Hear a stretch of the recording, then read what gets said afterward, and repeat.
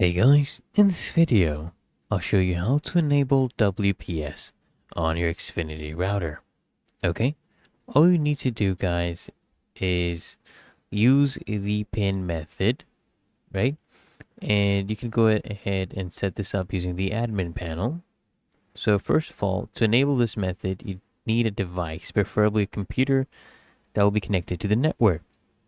And on this device, use a browser and you access this URL, which will basically take you to the admin panel utility of Xfinity Wireless Gateway.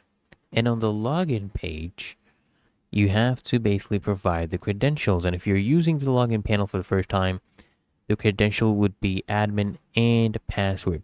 And if these credentials do not work, you need to check the package or user manual of the router, okay? So username is admin, the password is password.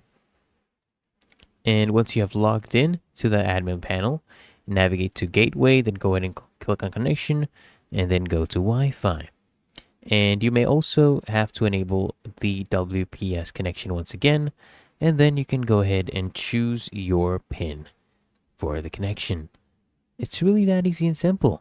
So I hope this guide provided value to you, and if it did, consider smashing that like button, as well as subscribing to frequently asked questions, and I'll see you guys in the next one.